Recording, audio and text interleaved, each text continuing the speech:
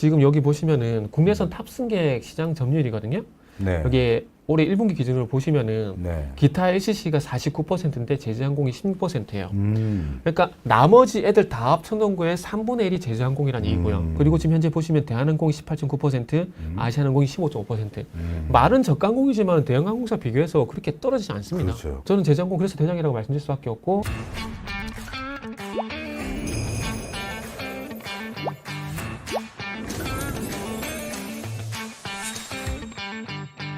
시황은 그냥 간단하게 말씀드리면 조정이라고 보시면 될 것 같아요. 그 조정은 이제 아시겠지만 네. 이게 지금 6월 14일 날부터 좀 봐야 되거든요. 네네. 6월 14일부터 보게 되면 여기 2.7%. 네. 여기서 하락 한 번 맞았잖아요. 네. 맞았는데 요 날이 이제 아시겠지만 2차 전지. 요때부터 조금 분위기가 안 좋았거든요. 네. 근데 저는 이게 참 이해가 안 되는 게 네. 요 날 나온 뉴스 보시면 아시겠지만 중국 기업이 중국 양극재 기업이 미국의 미시간주에 이제 양극재 공장 만든다는 그 얘기 나오게 되면서 네. 2차 전지 이제 양극재라든지 그리고 이제 전방 셀 업체들이 충격을 좀 받았잖아요. 네. 근데 애시당초 IRA 법안 보시면 아시겠지만 상관이 없어요. 그러니까 무슨 얘기냐면 양극재하고 음극재 같은 경우는 부품에서 제외시켜가지고 광물 처리 과정을 하게 되면서 구성소재라 그래갖고 제외를 시켰거든요. 네. 그러니까 시당초 이유가 될 게 아니에요. 음. 근데 참 이해가 안 된다라고 말씀드린 게 뭐냐면은 그게 지금 뭐 한 일주일 지나고 나서 하는 얘기라고 하실 수도 있겠지만은 네. 이게 결국 조정의 빌미가 됐거든요. 그러다 보니까 지금은 이제 시장이 상승해서 조정으로 전환됐다고 보고 있는 거고요. 그러면 이제 본격적으로 유가를 통해서 우리가 네네. 투자 아이디어를 얻자라는 주제를 가지고 네네. 오셨는데 한번 자료 보면서 한번 들어가 보죠. 네. 네. 일단은 이제 환율하고 유가를 같이 좀 말씀드릴 건데 네. 환율 같은 경우는 이제 연준 얘기를 상당히 많이 하잖아요. 네. 연준 얘기를 되게 많이 하는데 저는 개인적으로 이제 6월 달을 기점으로 해서 더 이상 인상은 저는 안 한다라고 봅니다. 그게 제가 3월 달, 4월 달부터 타 방송에서 많이 말씀드렸는데 그렇게 말씀드린 근거가 뭐냐면은 여기 지금 화면에 나가고 있는 게 CRB 지수라고 이게 그 인플레이션 지수거든요. 네. 인플레이션 지수인데 요게 지금 2020년도 7월 달부터 지금 하락으로 꺾였어요. 근데 그때 당시에 무슨 일이 있었냐면은 연준에서 처음으로 0.75% 인상을 했어요. 네. 그리고 난 다음에 지금 완만하게 꺾이고 있거든요. 네. 그러다 보니까 이게 지금 이렇게 완만하게 꺾이다 보니까 전년이죠. 2022년과 만난 접점이 분명히 발생이 된다라는 거죠. 그래서 지금 화면을 보시면은 인플레이션 상태는 상당히 높아요. 네. 하지만은 이제 살짝 꺾이는 상황이기 때문에 이전처럼 계속해서 급격하게 올라갈 가능성은 떨어진다라는 거죠. 그렇게 본다라면은 이제 0.75는 뭐 아예 안 하는 거고 0.25를 할까 말까 그 고민을 해야 되는데 이제 어쨌든 전년 대비해서 어쨌든 접점이 만나는 현재 지점이 나타났기 때문에 금리 동결을 할 수밖에 없는 것들이고요. 그리고- 이번에는 네네. 동결됐지만 네네. 회의록을 보면은 네네. 점도표에서 네. 두 번 더 한다. 네, 상위 조정했죠. 예, 그거 나왔고 어제 파월이 청문회에서도 청문회, 또 네. 언급했잖아요. 아마 오늘 상황 가서 똑같은 얘기 할 거예요. 네. 그러면은 팀장님은 네. 개인적으로는 말은 그렇게 했지만 네. 더 이상 금리 인상 안 할 것이다. 아니 근데 이게 아시겠지만 시장이 자꾸 김치국 마셔요. 음. 맞잖아요.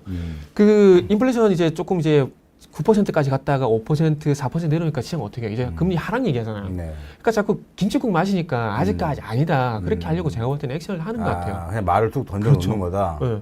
그리고 요거 다시 한번 좀 보시면은 요게 인플레이션 지수가 최근에 와가지고 완만하게 하락을 하다가 네. 지금 화면 보시면은 2월 달부터 지금 다시 옆으로 누웠어요.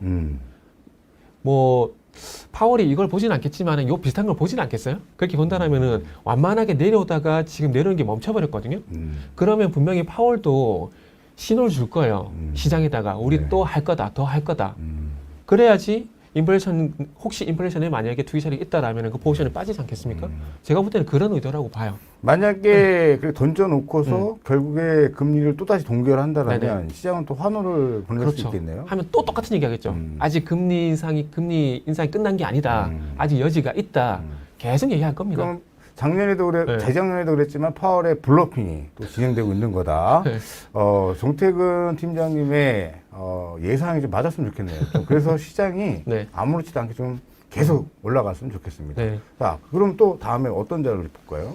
다음은 유가를 좀 말씀드릴 건데 네. 유가는 이제 저 개인적으로는 이제 환율도 그 연준에서 어쨌든 동결을 할 거기 때문에 원달러 환율도 이제는 완만하게 내려간다라고 봐요. 여기서 더 내려가려면 뭐가 필요하냐면은 이제 무역 수지 동향, 우리나라 이제 수출입 동향이 이제 플러스 돌아서느냐, 흑자로 돌아서느냐, 그게 관건이라고 보시면 될 것 같고요. 그리고 유가도 이제 완만하게 하락을 한다라고 보는데 제가 간단하게 유가의 어떤 흐름을 제가 조금만 짚어드릴게요. 네. 요거를 유가가 그 2020년도쯤 돼가지고 마이너스 유가 혹시 기억나세요? 아, 기억나죠? 네. 그때 제가 정확하게 기억하는 게 제가 만남의 광장에서 기름을 넣었는데 그때 당시에 마이너스 유가인데 제 차 디젤이거든요. 네. 990 그때 당시 990원이었어요. 네. 5만 원이니까 거의 만 달이 돼가더라고요. 근데 이 얘기 왜 말씀드리냐면 그때 당시가 요 구간이거든요. 요 구간. 네.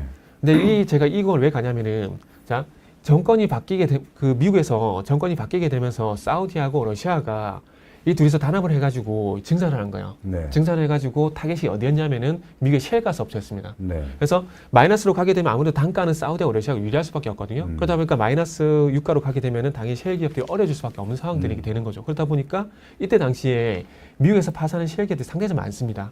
그래서 그걸 보고 난 이후에 사우디하고 러시아 같은 경우는 이제는 유가를 올려버리는 거죠. 왜냐하면 경쟁자가 없잖아요.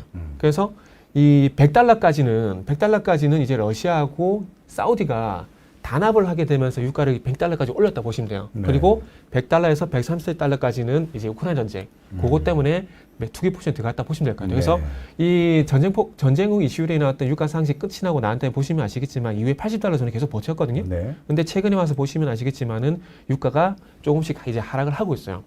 요 구간이 있죠. 지금 이제 3월 말부터 4월 초로 보게 되면 요 잠깐 올랐었는데 네. 이때 당시에 이제 사우디가 감산하는 얘기가 나오면서 반짝 올랐어요. 근데 다시 밀려버렸거든요. 네. 그게 뭐 때문에 그러냐면은 지금 이제 보여드리고 있는 러시아하고 사우디가 이제 약간 틈이 벌어지기 시작하게 된 거죠. 그러니까 지금 어쨌든 유가를 높게 유지하려면은 사우디도 그렇고 러시아도 그렇고 같이 감산을 하게 되면서 유가를 높게 유지해야 되는데 러시아는 그렇게 못해요. 왜냐하면은 지금 전쟁하고 있잖아요. 네. 전쟁하고 있는데 1년 동안 전쟁 자금만 650조를 썼어요. 우리나라 돈으로. 그러면 푸틴이 여기서 전쟁을 그만둘 게 아니라면 전쟁 자금 계속 필요하지 않습니까? 네. 그럼 그 전쟁 자금 어디서 갖고 와야 돼요? 결국 많은 건 천연자밖에 없잖아요. 그러니까 우호국들, 뭐 이란이라든지 뭐 중국 이쪽으로 천연가스하고 석유 계속 파는 거야. 팔고 있죠. 더 퍼내가지고. 그러다 보니까 러시아는 증산을 할 수밖에 없는 거죠. 그런데 이런 상황에서 사우디 같은 경우는 뚜껑 열리는 거예요. 같이 그렇게 하게 해놓고 러시아가 그냥 배신 때려버린 거죠, 지금. 그렇다 보니까 이제 외교에서 하는 얘기가 맞는 것 같아요. 영원한 친구도 없고, 영원한 적도 없다. 그래서 이게 맞는 것 같아요. 네. 그러다 보니까 이제 러시아하고 사우디가 이제 벌어지게 된 거죠. 그러다 보니까 그러면은 우리가 항상 WTI 선물 얘기하잖아요. 네. 그 선물 같은 경우는 현물 수요도 반영이 되겠지만은 중요한 건 포지션도 들어가잖아요. 그러면은 우리 본부장님 생각해 보세요. 대표님 생각해 보세요. 이런 상황이라면은 매수 포지션 하십니까? 매도 포지션 하겠습니까? 매도를 그죠. 해야죠. 그러니까 유가가 약간 흐르는 거죠. 근데 유가가 가파르게 흐르지 않고 완만하게 내려가는 건 어쨌든 한쪽은 감산하고 있고 한쪽은 증산하다 보니까 포지션 충돌이 발생되는 거죠.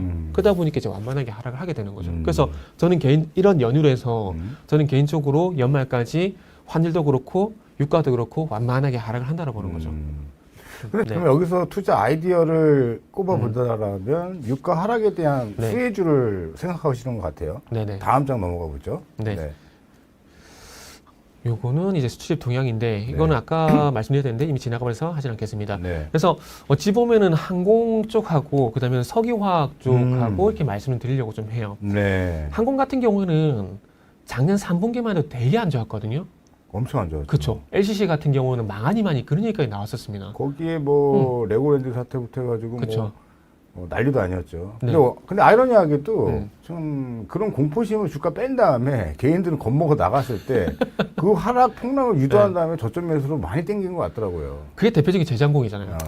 대표적인 그러니까. 제주항공. 그 제주항공을 제가 왜 말씀드리냐면 작년에 방송에서 제가 무슨 말씀드렸냐면은 주주 배정 유상증자 할 때 이거 무조건 받아라 그랬거든요. 네. 그리고 어쩌냐면 여기 네. 작년 11월 20일 네. 이게 유상증 권리락 발생되고 유상증자 가액이 반영되게 되면서 주가 이렇게 빠진 거거든요. 네. 근데 이때 당시에 유상증자 가액이 얼마냐면 7,980원이에요. 음. 그것도 일반 공모가 아니고 주주 배정이에요. 그럼 당연히 받아야죠. 근데 제가 그때 자신 있게 말씀드린 이유가 뭐냐면은 딴 거 없습니다. 환율. 자, 요때 보시면은 환율이 아이고 이거 왜 나온 거야? 여기 보시면 환율이 보시면 아시겠지만은 11월 달부터 급격하게 꺾이기 시작했어요. 네. 제가 근데 환율을 왜 봤냐면은 작년에 기억나시죠? 그 LCC 중심으로 해가지고 자본 잠식이 이렇게 계속 나왔던 거. 저거 어디냐? 대한항공하고 제주항공 빼고는 다 부분 자본 잠식, 완전 자본 잠식이었거든요.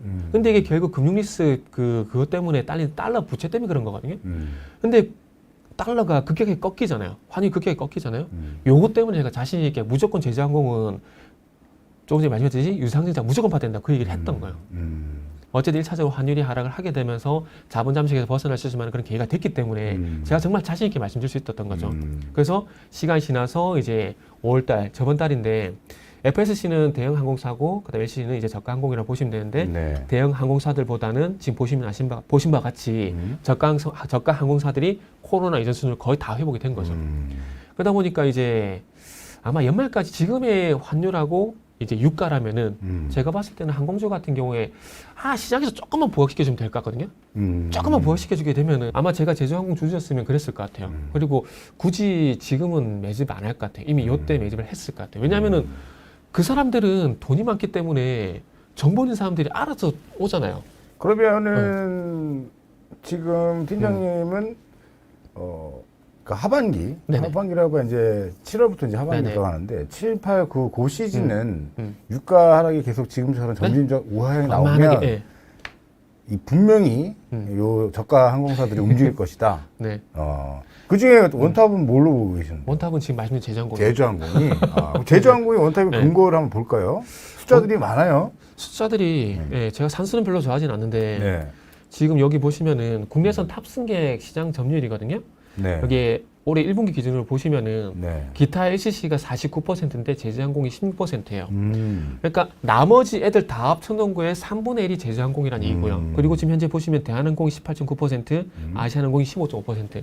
말은 저가항공이지만 대형항공사 비교해서 그렇게 떨어지지 않습니다. 그렇죠. 예, 떨어지지 않기 때문에 저는 제주항공 그래서 대장이라고 말씀드릴 수밖에 없고 그리고 여기 국제선 방금은 국내선이었고 국제선인데 국제선은 아무래도 이제 최근에 동남아하고 일본 많이 가잖아요. 네. 아마 요거 때문에 조금 이제 저가 항공사들이 조금 수혜를 많이 받다라 봐야 되는데 여기 보시면 기타 LCC 그러니까 제주항공을 제외한 싹 다거든요.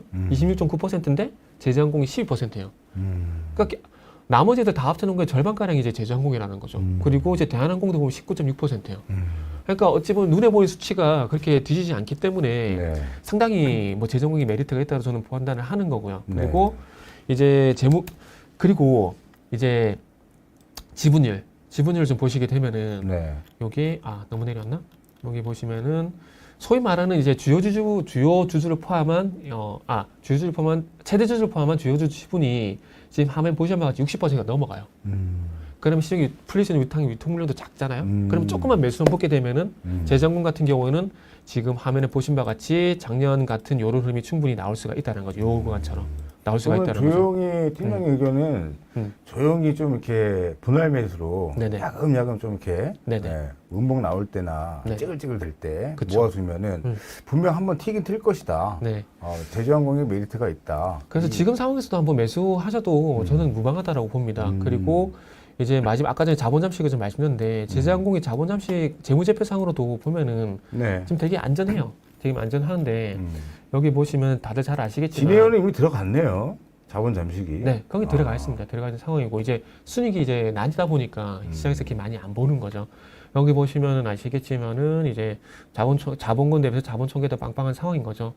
자본유금을 되게 많이 쌓아놨어요. 이게 유상증자 때문에 이런 현상이 나왔다고 보시면 될 것 같아요. 지금 보시면은 2021년도 대비해가지고 2022년도를 보게 되면은 자본유금이 3,700억에서 5,600억 늘어났거든요. 그래서 요 효과가 되게 컸어요. 근데 이렇게 늘어났던 이유가 뭐냐면은 아까 유상증자 그것 때문에 그렇게 된 거고요. 그리고 지금 보시면은 아래쪽 이익여금 이건 순이익과 연관되는 부분들인데 지금 보신 바와 같이 이제 작년에 4,800까지 늘어났다가 이제 줄어들고 있는 상황입니다. 네. 줄어들고 있는데 아직도 많다라고 할 수가 있어요. 그렇기 때문에 재무제표만 보시면 안 되고 그 아래쪽으로 영업활동을 위한 현금 흐름하고 여기 재무활동을 위한 현금 흐름을 같이 봐야 되는데 영업활동을 위한 현금 흐름이 뭐냐면은 그러니까 항공사로 예를 들게 되면은 얼마만큼 여객들을 많이 실어나라느냐 요 얘기거든요. 그래서 이거 보시면은 작년부터 어쨌든 돈을 벌기 시작했어요. 2021년도 12월 달 같은 경우는 마이너스 800억이었는데 작년 같은 경우에 1,300억 그리고 이미 벌써 1분기 때 2,000억입니다. 그러니까 돈을 벌기 시작했다라는 거죠. 그리고 아래쪽을 보시면은 재무활동을 위한 현금 흐름 보시면은 요 플러스가 그러니까 재무활동을 위한 현금 흐름은 뭐냐면 간단히 말하면 그냥 대출 이래 보시면 돼요. 근데 보시면 계속 플러스잖아요. 2,600억, 2,100억, 1,500억 그리고 1분기에 마이너스 넘어갔습니다. 그러니까 일정 부분 회사 부채도 조금 마이너스 되고 있다라는 거죠. 그리고 맨 아래쪽에 현금 및 현금성 자산의 증가. 작년에 마이너스 갔다가 다시 플러스가 1분기 만에 다시 되고 있는 상황들이라는 거죠. 부채 비율이 높기는 하지만 네네. 경쟁 업체들 대비해서는 가장 낮다. 그리고 네, 그렇죠. 지금 돈을 벌고 있기 때문에 네. 부채 비율은 점점 낮아질 것이다. 네네. 영업 현금 흐름도 좋아지고 있다. 지금 좀 확대해서 보면은 지금 네. 정 팀장님은 스킬을 보통 어떤 거 쓰세요? 뭐 이게 그러니까 매수를 들어갈 때 쓰시는 스킬들이 있으실까요? 네. 스킬 같은 경우는 참 이렇게 말씀드리면 좀 확대해서 볼까요? 지금 있는데 이게 이런 종목들은 저는 솔직히 이제 시장 분위기를 봐요. 시장 분위기하고 이렇게 정률적 분석이라든지 어떤 객관적 증거로 설명이 안 되는 이렇게 촉 같은 게 있잖아요. 네네네. 그런 걸 보거든요. 네. 그래서 재정관 같은 경우는 그런 거에 조금 의지를 하고 있습니다. 그리고 지금 요거 같은 경우에는 제가 타 방송에서 6월 15일부터 좀 많이 말씀드렸는데 자 보세요. 6월 15일부터 말씀드렸다고 제가 언급을 드렸는데 요 종목이 6월 14일 날 지금 몇 퍼센트 상승이죠? 6월 14일 날 5% 상승이 나왔거든요. 네. 자, 제가 앞전에 시장 설명드리면서 6월 14일 날 시장이 하라고 전환됐다고 말씀드렸잖아요. 그러면서 조정이 나오게 되면서 제가 아까 시장에서 대안을 찬다고 말씀드렸지 않습니까? 대안을 찾는다라는 것은 결국 순환매거든요. 그러니까 여기서 자, LCC가 작년 하반기 때 아시겠지만 엔데믹 얘기가 나오게 되면서 중국 리오프닝 전반적으로 강세를 보였잖아요. 네. 그러면서 올해 넘어오게 되면서 올 초에 아시겠지만은 챗GPT 2차 전지로 넘어가게 되면서 상당히 소외가 됐었어요. 그러다가 또 이제 6월 달 와서 또 시장이 순환매가 되게 되면서 반등이 나오더라고요.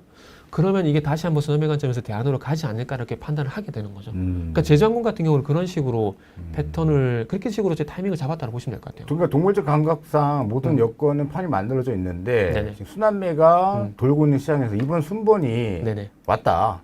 네. 사실 그렇게 보는 거죠. 리오프닝도 기대를 했지만 리오프닝 효과를 그닥 못 받고 중국이 뭔가 좀 다들 기대를 했지 않습니까? 그쵸.